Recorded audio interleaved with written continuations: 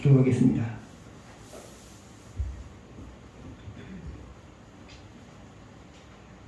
성령께서 이 시간도 저와 같이 말씀하여 주셔서 각자가 필요한 대로 깨닫게 해주시되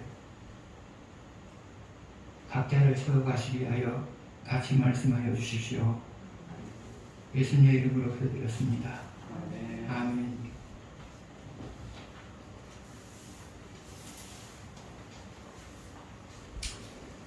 독일은 2차 세계대전 당시에 스페인에서 노르웨이에 이르기까지 서부 유럽의 대부분을 점령을 했습니다. 그리고 스페인에서 노르웨이에 이르는 그 해안에 방호벽을 설치를 했습니다. 그것은 영국을 비롯한 연합군이 독일이 점령한 지역을 해안으로 상륙하는 것을 막기 위해서였습니다.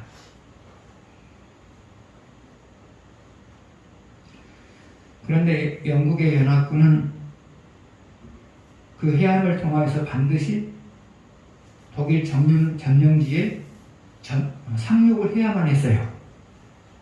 그래야 독일과 싸울 수 있는 거거든요. 그래서 연합군 수뇌부에서는 노르망디 상륙작전을 계획을 해요.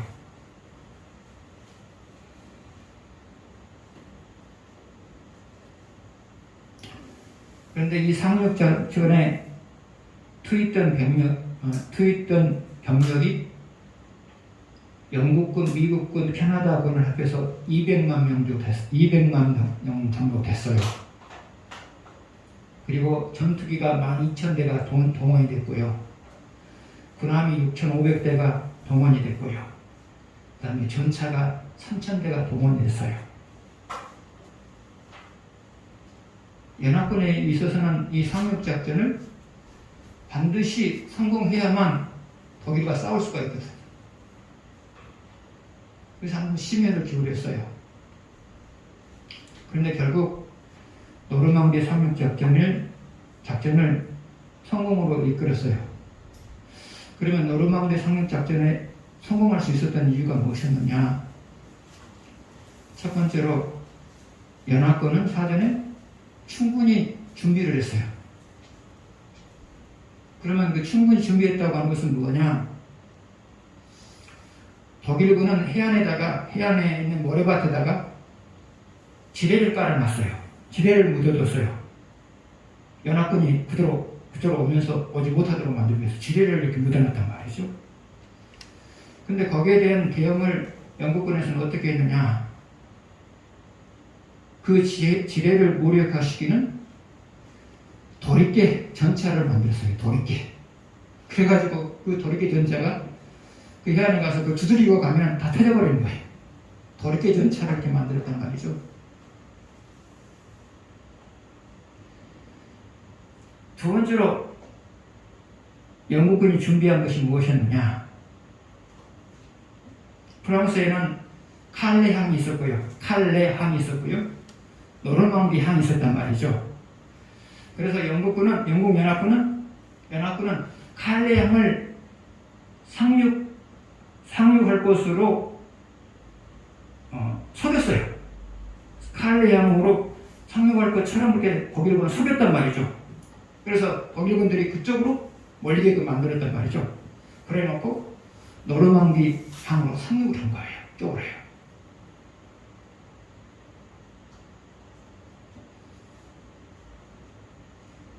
두 번째로 노르망디 상륙작전에 성공할 수 있었던 이유가 뭐냐? 그것은 독일 수뇌부의 실수였어요. 그럼 독일 수뇌부가 실수한 것이 무엇이었느냐? 연합군이 노르망디 상륙작전을 한참 감행하고 있을 때 히틀러는 잠을 자고 있었어요. 그런데 히틀러가 잠을 자고 있을 때는 어떤 일이 있어도 깨우면 안 되거든요. 죽어요. 어떤 일이 있어도 깨우면 안 돼요. 근데 문제는 뭐냐? 히틀러의 명령이 있어야만 움직일 수 있는 4개의 기갑사단이 있었어요. 전차부대겠죠?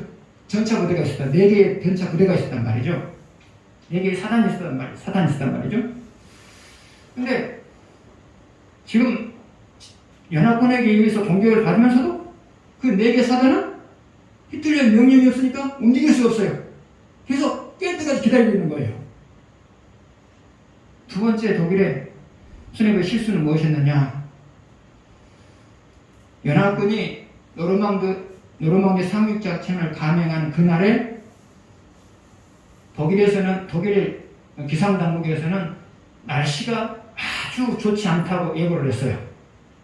그래서 그 지역을 담당하는 롬멜 장군이 프랑스를 떠나서 독일로 가버렸어요. 왜냐하면 자기 아내가 생일이거든요. 그래서 연합군과의 대응을 해야 될 연합군과 대응을 해야 될 지휘관이 현장에 없고요.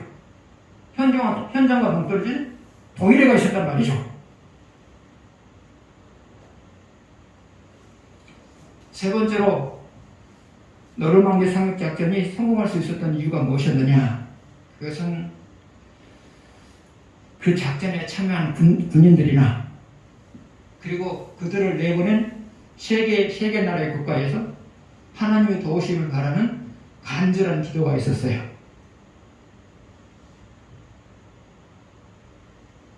이 세 가지로 인하여서 노르망디 상륙작전이 성공할 수가 있었어요. 그래서 하나님은 기도하는 연합군에 대하여서 준비할 수 있는 것은 철저히 준비하게 만들고요. 사전에 준비하게 만들고요. 또 독일인에 대해서는 실수할 수 있는 것은 최대한 실수하게 만들고요.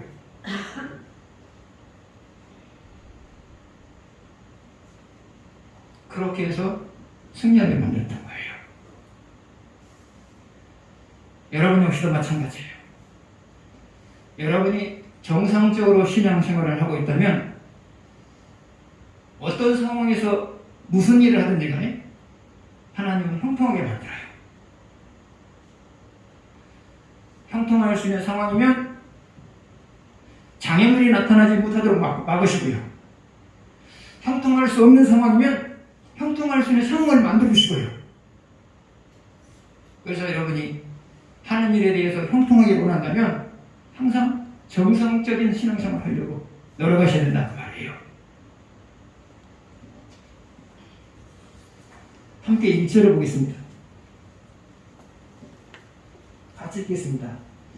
하나님이여 우리가 주께 감사하고 감사하는 주의 이름이 가까움이라 사람들이 주의 기이한 일들을 전파하나이다. 1절 앞부분을 보게 되면 하나님이여 우리가 주께 감사하고 감사함은 하나님이여 우리가 주께 감사하고 감사함은 주의 이름이 가까움이라. 하나님이여 우리가 감사하고 감사함은 하나님이여 우리가 감사하고 감사함은 주의 이름이 가까움이라. 주의 이름이 가까움이라 그랬어요.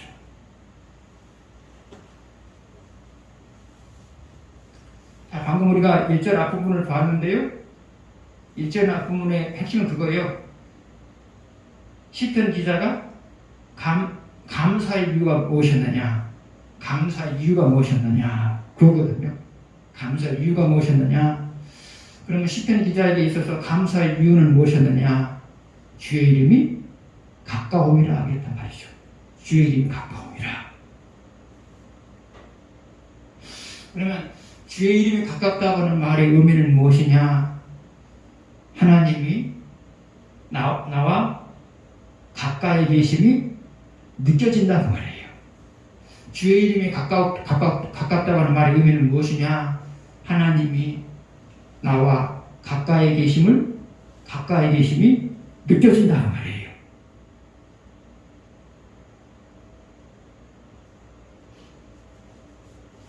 그러면 하나님이 나와 가까이 계심이 느껴지는 것이 감사할 이유가 되는 이유가 뭐냐? 그것은 하나님이 나와 가까이 계심이 느껴지면 사람은 인생에 대해서 자신감을 갖죠.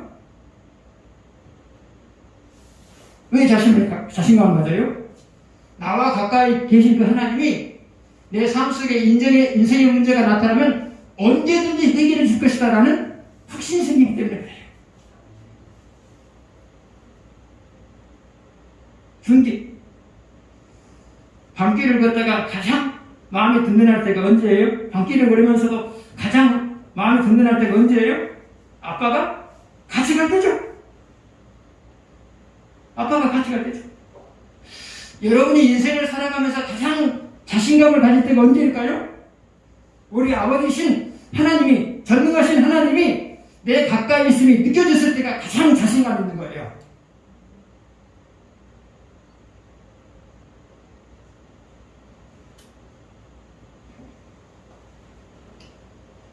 그러면 하나님이 우리에게 자기 자신이 가까이 있음을 나타내주는 방법은 뭘까요?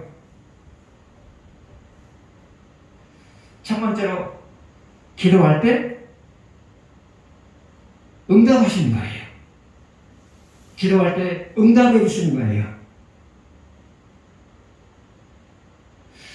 구체적으로 말하면 첫 번째로 여러분이 스스로 해결할 수 없는 인생의 문제를 안고 기도할 때 하나님이 여러분에게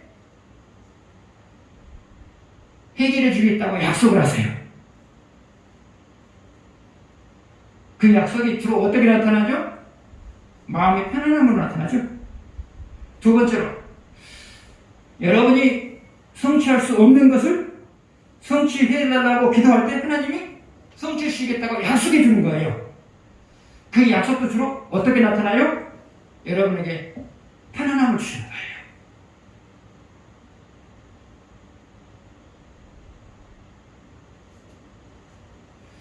두 번째로 하나님이 여러분과 가까이 있다는 것을 여러분에게 느끼게 만들어주는 것은 무엇일까요? 그것은 여러분의 삶 속에 자꾸 크고 작은 좋은 일이 나타나요. 그래서 여러분도 그러시죠? 여러분의 삶 속에 크고 작은 좋은 일이 나타나면 하나님 내 가까이 계셔서 나를 돕는구나. 그것이 느껴지죠? 그러나 이런 것이 없으면 하나님은 나에게 한없이 멀게 느껴져요. 여러분의 삶 속에 크고 작은 좋은 일이 없으면 하나님은 나에게 가까이 있음에도 불구하고 한없이 멀게 느껴지는 거예요. 세 번째로 하나님이 여러분과 가까이 있음을 나타내주는 방법은 무엇이냐? 여러분이 인생의 문제로 인해서 고민하고 있을 때 하나님이 여러분에게 희망을 줄 수 있는 말씀이 떠오르게 하는 거예요. 여러분도 그런 경험들 하시죠? 많이 고민하고 있어요. 근데 어느 순간에 희망적인 말씀이 떠올라요. 그래서 고민을 이제 그치게 되는 거예요. 그게 바로 하나님이 하신 일이란 말이죠. 그러면 하나님은 어떤 사람에게 자기 자신이 가까이 있음을 느끼게 만들어주시느냐? 다시 말하면 하나님이 나와 가까이 계심을 느끼기 위해서 여러분이 해야 될 일은 뭐냐? 그것은 늘 하나님과 바른 관계를 형성하는 거예요. 늘 하나님과 바른 관계를 형성하는 거예요. 여러분이 하나님과 바른 관계를 형성하면 하나님은 어떤 식이든지 여러분에게 내가 너 가까이 있다. 내가 너 가까이 있다. 이것을 확인을 시켜줘요.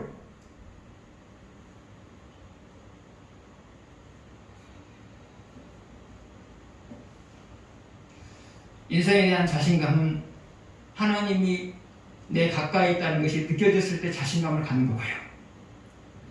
인생에 대한 자신감이 없을 때는 언제이냐? 하나님 내 가까이에 있다는 것이 느껴지지 않을 때 인생에 대한 자신감이 없어요. 누구도 예외가 아니에요. 그러면 하나님이 여러분에게 가까이 있음이 느껴지게 만들면 어떻게 된다고요? 하나님과 바른 관계를 맺으면서 살아가는 거예요.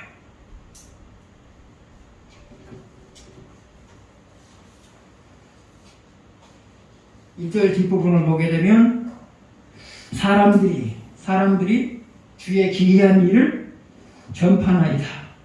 1절 뒷부분을 보게 되면 사람들이 주의 기이한 일들을 선포하나이다. 그럼 여기서 주의 기이한 일들은 뭘까요? 그것은 각 사람의 삶 속에 나타난 기적들이에요. 주의 기이한 일들은 무엇이냐? 그것은 각자의 삶 속에 나타난 기적들이에요. 그러면 여러분의 삶 속에 나타난 기적들이라고 하는 것은 뭘까요? 첫 번째로는 사람이 해결할 수 없는 고민거리가 해결되는 거죠.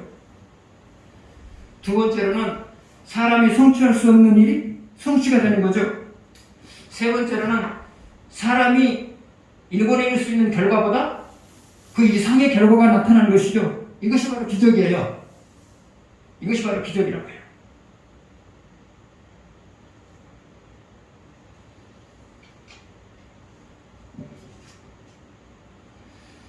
그러면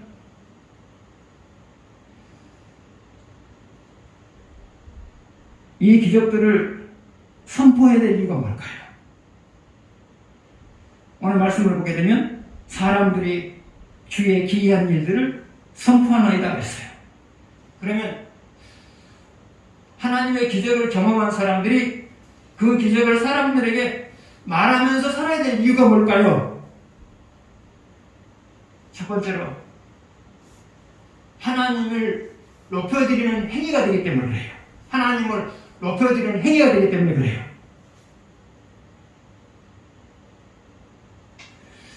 그래서 여러분 역시도 생활 속에서 하나님의 기적을 경험했으면 사람들에게 이야기를 해야 돼요. 왜 이야기를 해야 된다고요? 이야기하는 것이 하나님을 높여드리는 행위가 되기 때문에 이야기하는 거예요. 두 번째로 여러분이 생활 속에서 하나님의 기적을 경험했을 때 사람들에게 말해야 될 이유가 뭐냐? 그 말을 듣는 사람들이 변화를 받기 때문에 그래요. 그 말을 듣는 사람들이 변화를 받기 때문에 그래요. 그러면 그 변화라고 하는 것은 뭐냐? 믿는 사람은 내가 하나님을 더 잘 섬겨야 되겠다. 그 마음을 갖게 돼요. 왜요? 나도 저 사람처럼 내 생활 속에서 기적을 경험하면서 살려면 저 사람처럼 하나님을 잘 섬겨야 되겠다. 그런 마음을 갖는단 말이죠. 두 번째 변화라고 하는 것은 뭐냐? 안 믿는 사람이 하나님을 섬기고 싶은 충동을 느껴요. 나도 저 사람처럼 하나님을 섬겨서 저 사람이 경험한 기적을 내 삶 속에서 나도 경험하고 싶다. 그런 마음이 든단 말이죠. 그래서 생활 속에서 여러분들이 기적을 경험했다면 아는 사람들에게 자꾸 이야기하셔야 돼요. 이건 자랑하기 위해서 이야기하면 안 되잖아요. 이야기하셔야 된단 말이죠. 그러면 여러분의 삶 속에 기적들이 나타나면 어떻게 되느냐? 기적들이 나타나게 하려면 어떻게 되느냐? 기적이 나타나야 사람들한테 말하죠. 기적이 안 나타나면 사람한테 말 못하잖아요.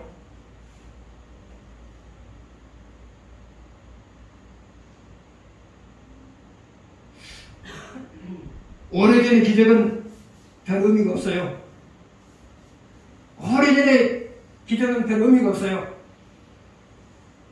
최근의 기적이 가장 의미가 있어요. 왜요? 밥도 헌밥은 오래된 밥 맛없잖아요. 새로 지은 밥 맛있잖아요. 아무튼 그래요.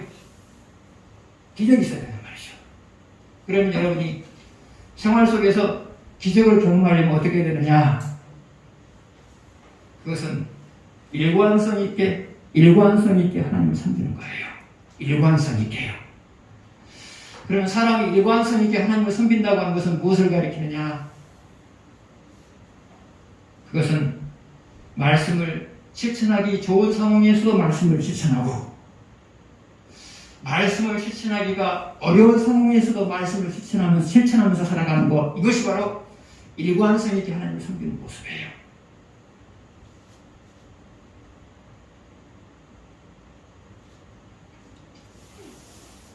그래서 여러분, 신앙인에게 하나님을 자랑할 만한 것이 없다. 그것은 부끄러운 거예요. 신앙상 기적을 베푸시는 그 하나님을 모시고 살면서도 그 기적을 경험하지 못하고 살고 있다면 그것은 억울한 거죠? 억울한 거잖아요.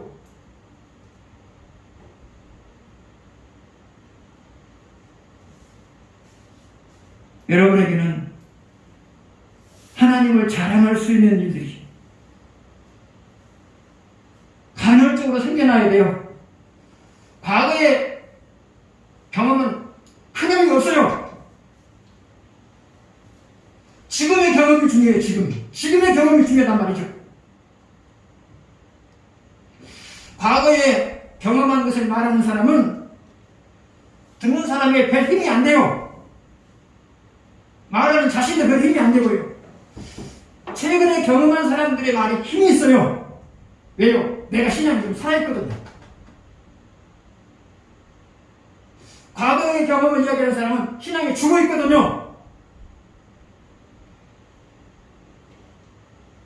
간헐적으로 경험하셔야 돼요. 간헐적으로 경험하시면 어떻게 해야 된다고요? 일관성 있게 하나님을 섬기는 거예요. 일관성 있게요.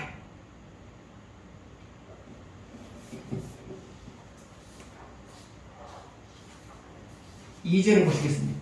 2절을 같이 읽겠습니다. 주의 말씀이 내가 정한 기하기 이르면 내가 바르게 심판하리니. 다시 봅시다. 주의 말씀, 하나님이 말씀하시기를 내가 정한 기하기 이르면 내가 바르게 심판하리니 그랬어요. 바르게 심판하리니.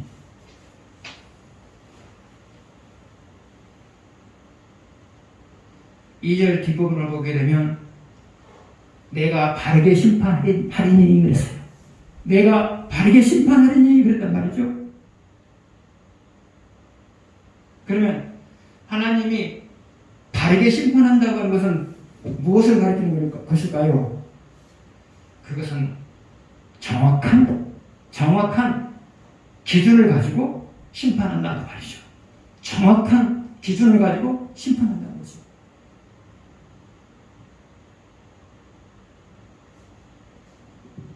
그러면 정확한 기준이라고 하는 것은 뭐냐? 정확한 기준이라고 하는 것은 뭐냐? 첫 번째로 받은 말씀대로 살면 형통하고 받은 말씀을 외면하면 권고해진다. 이게 바로 정확한 심판의 기준이에요. 두 번째로 사람이 받은 말씀대로 살면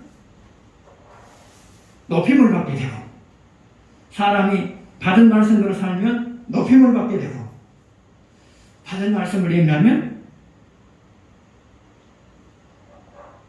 낮아지게 된다. 이게 두 번째 원리예요. 여러분이 받은 말씀대로 살면 사람들에게 높임을 받아요. 왜요?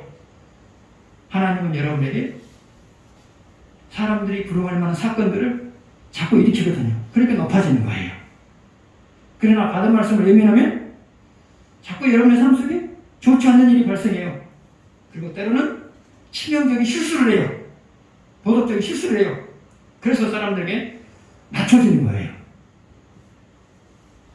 그래서 사람은 받은 말씀대로 살아가게 되면 사람들에게 높임을 받게 되는 거고요. 받은 말씀을 외면하면 사람들에게 낮춤을 받는 거예요.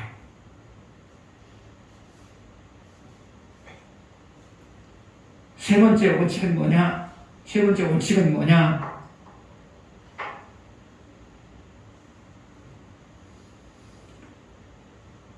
받은 말씀대로 살면 건강하고 받은 말씀을 외면하면 건강이 약화된다. 이게 하나님이 정하신 세 번째 원칙이에요.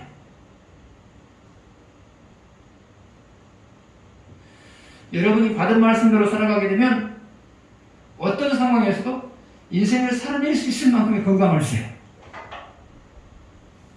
그러나 받은 말씀을 예면하면서 살아가게 되면 아무리 건강해도 순식간에 건강을 잃어버리게 돼요. 네 번째로 하나님 정하신 심판에 정하신 바른 원칙이 뭐냐? 받은 말씀대로 살아가게 되면 고난이 사라지고, 받은 말씀대로 살아가면 고난이 사라지고, 받은 말씀을 예면하며 살아가게 되면 고난이 가중된다. 가중된다. 가중된다고 하는 것은 뭘까요? 지금에 받는 고난의 정도가 더 심각해진다는 거죠.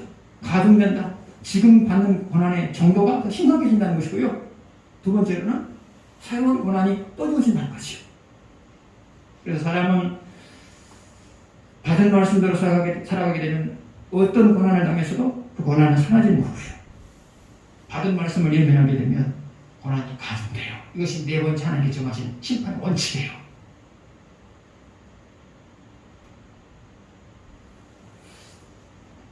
그런데 2절 앞부분을 보게 되면 정한 기한이라고 말이 나와요. 정한 기한.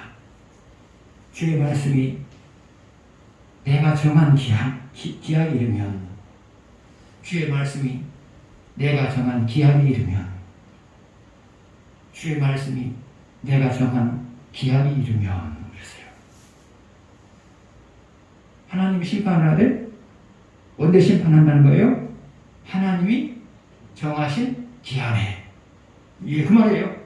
하나님께서 심판을 하시되 언제 심판하시느냐? 하나님이 정하신 기한에, 하나님이 정하신 때에, 하나님이 정하신 때에 심판하신다는 거죠.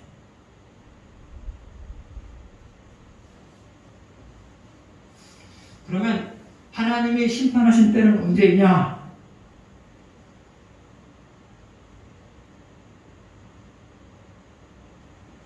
첫 번째로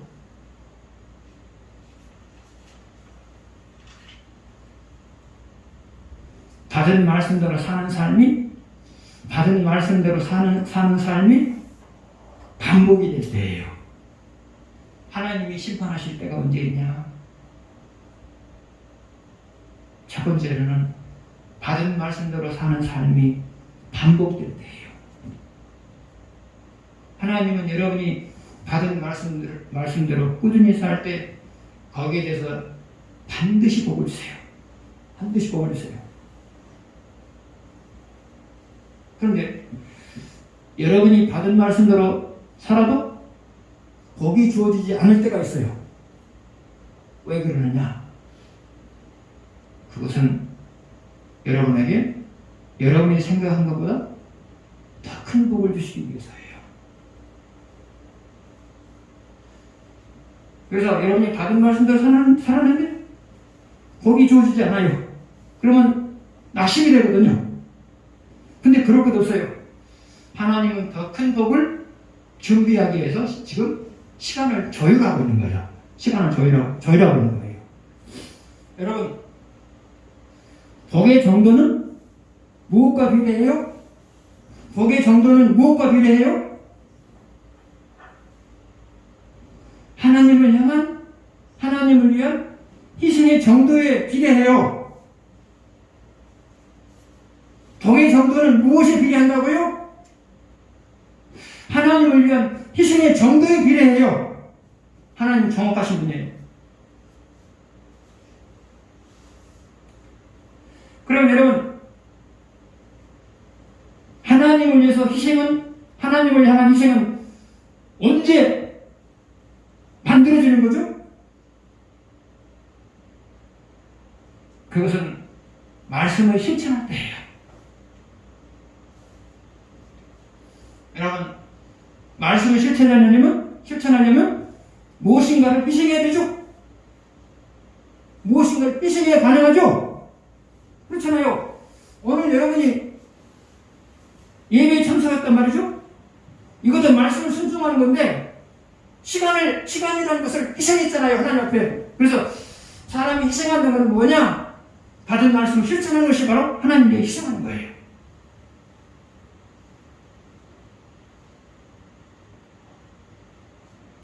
그런데 하나님이 그러면 큰 복을 받을 사람들이 희생을 많이 해야 돼요? 작은 복을 받을 사람들이 희생을 많이 해야 돼요? 물어보나 말하죠. 큰 복을 받을 사람들이 희생을 많이 해야 돼요. 근데 큰 복을 받은 사람은 희생을 많이 해야 되는데 희생을 많이 하기 위해서는 어떻게 해야 돼요? 받은 말씀대로 살아가는 기간이 길어야 되겠죠? 길어야 희생을 많이 하니까.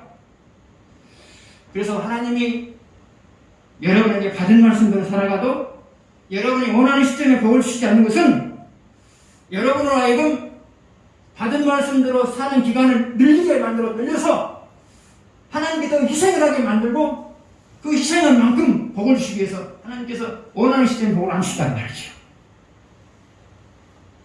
그래서 여러분, 내가 원하는 시점에 복이 임하지 않아도 하나님이 내게 큰 복을 주시기 위해서 지금 더 받은 말씀대로 살아가는구나, 그렇게 생각하시면 돼요. 두 번째로, 받은 말씀대로 살아도 복이 임하지 않는 이유가 뭐냐? 그것은 하나님이 여러분을 시험하고 있는 거예요. 무슨 시험요? 복을 주지 않아도 받은 말씀대로 살지 않느냐, 이것을 시험하는 거예요.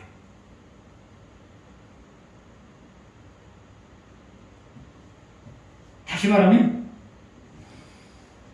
복을 받는 것보다 하나님 말씀을 더 실천하는 것을 더 귀하게 여기느냐, 귀하게 여기지 않느냐, 이것을 시험하는 거예요. 다시 말하면 너는 복 받는 것보다 말씀 실천하는 것을 더 귀하게 여기는가, 귀하게 여기지 않느냐, 이것을 좀 시험한다는 말이죠.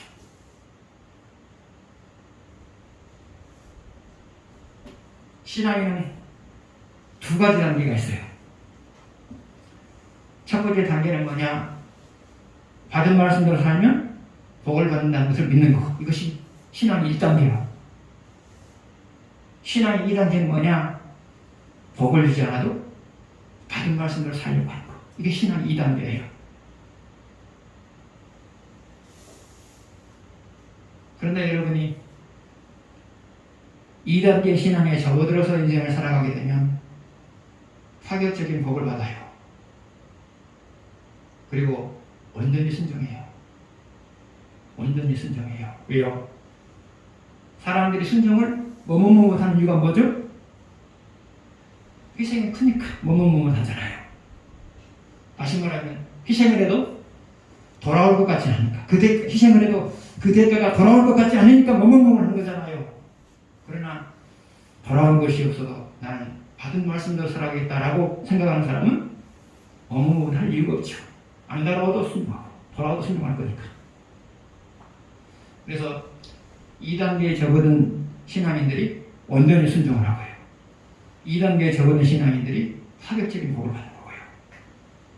자, 시간이 다 되어버렸네요. 그래도 하나 하고 마쳐야죠. 하나님이 심판할 때는 언제이냐? 두 번째로, 그것은 스스로 받은 말씀을 외면하는 삶에서 스스로 돌아설 의지가 없을 때예요. 이게 심판할 때예요. 받은 말씀을 외면하면서 살면서도 스스로 돌아설 의지가 없을 때 하나님께서는 심판해요. 그래서 이것이 바로 두 번째 심판할 때예요.